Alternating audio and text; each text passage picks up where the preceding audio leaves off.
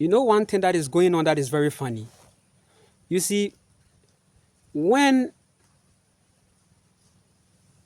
we believed and we held on to the fact that God is a man, growing up, most of us, almost 99.9999 were programmed to believe that God is a man. And because it was resonating with the man figure and it is a patriarchy system, it's cool. But the moment we said, no, God is a woman, you see how people trooped in to fight. No, no, no, no, no, no, no. Now they are saying that God is a man and a woman.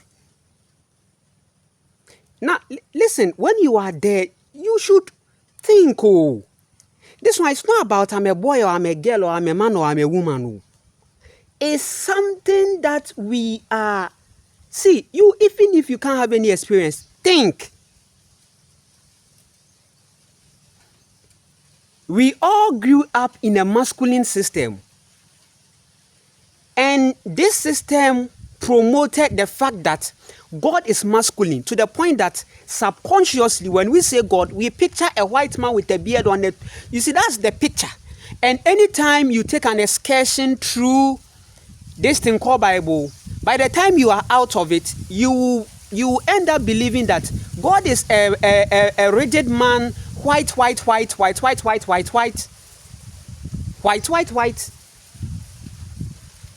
And anytime you see a woman figure, it is demonized. And that's why you'll be hearing some names: Bathsheba, Magdalena. They are giving a representation of fornication, demonism. It's associated with the woman figure. Have you asked yourself that question? We have lived with that thing. Now, here is the case we are awakening. We are saying God is a woman. People are threatened. People are threatened. When we say God is a woman, now we've accepted there is God. Someone said, so do you believe in God? I said, I believe in God. So do you believe in God? Yes, I believe in God. Do you believe that God the Father, God the what? No. God is a woman. At least, even if you are trying to be religious, go from this perspective. It will help you to even awaken out. Because the more you enter into religion with feminine, the more it's either you become masculine there or you are vomited out. Religion doesn't embrace feminine living. It embraces masculine living. However, the base of how this thing is working, this thing called religion is working, is feminine. It is even the feminine energy that is making all these things work. For you to stand up and move, it's all in the femininity. Because we are talking about flowing. Flowing is a movement. So even it is the feminine element of you that makes you move, that makes you want to be creative, that makes you want to, because creativity deals with water. Water is what signifies creativity. The representation of creativity is water. When we said God is a woman, they now got threatened. And when now they got threatened, now it divided. And now some are saying that, oh, God is not a woman. Now it's man and woman. So are you seeing the cheat? So this is what is going on the earth level in relationship. Yeah, you see the cheat? You see, every narcissistic person wants to cheat on you. When we say cheat, it's not how you are thinking, like going to sleep with. No. That one is not even it. When we say cheating, we are talking about the fact that one person in it wants to score more points. And that person is willing to, that partner is willing to go at the expense of the loss of the other partner to gain. That's what we are talking about. You think women care that you, the man, you are going about sleeping? That's the least thing. Because, see, men, they are physical. So, things about them is not surprising. What they can do is not surprising. We have shown to nature the extent to which we can go. And she's like, I see. Yeah, because, you see, one beautiful thing about the feminine is there is free will, free flow, but karmic. Free will, free flow, but karmic. So if there should be any person you should be asking for forgiveness from, it shouldn't be a masculine, hard, rigid ass person on a certain throne. You should bow on the earth and ask for forgiveness every day. So say, nature, I'm so sorry. Nature, just say it. Nature, I'm sorry. Nature, I'm sorry, because listen, you've messed things up. This is the time that you have to say, nature, no. I'm so sorry about the situation. Anytime I see plastic, come, let me show you plastics here. We are dealing with a lot. You think it's a joke? Let me show you. Where did this plastic come from? So anytime when I come here, I feel so much sad and I send energy to the river. I pick whatever I can pick and then send energy. This is what is going on.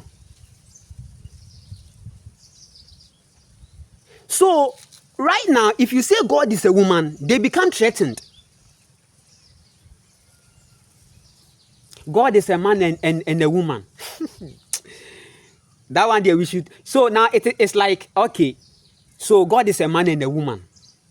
At least we have to see the man in. But those times that there was not even any woman figure, they were okay. But when the woman came in and now, so the extent to how the narcissistic man can go, the extent to how the narcissistic man can go is to now be like, okay, it is a man or a woman, which means that he still wants to come first. That is narcissism, man and a woman. So you realize in our world, you hear most of the time, brothers and sisters, we are under that subconscious programming. We are under that subconscious brothers and sisters programming. Brothers and sisters, and men and ma, oh, men and women. You see that subconscious programming, men and women. So every day, the woman has to come last. So this is how deep the spell is. And this is how we should break up and break out of this spell. So when we are fighting narcissism, we are not going by gender. Because whichever way it comes on to affect us as men. So this is the reason why we should connect, go back into nature and begin to work on ourselves and become disciplined as men. Discipline is very, very important in the life of a man. Because when a man becomes disciplined, that is what we are waiting for. So that is what we are waiting for. The women are just waiting to take the baton. So it's like the race. They are waiting and they are not ready to give the baton to the women. Because actually the natural leaders are the women. And it is seen in how they raise children. They raise children. And that has been the natural phenomenon. That is like, no, they are the ones raising the children. It's natural like that. So we are not even pointing the negative and the positive fact, or the negative and the positive perspective. But even in our random world, you realize that it goes natural like that. Because it's the woman that is picking the seed that she created. Now picking the seed and taking it through the process of creation. Meaning the person is causing revival, enhancement, replenishing, flourishing, quickening, awakening.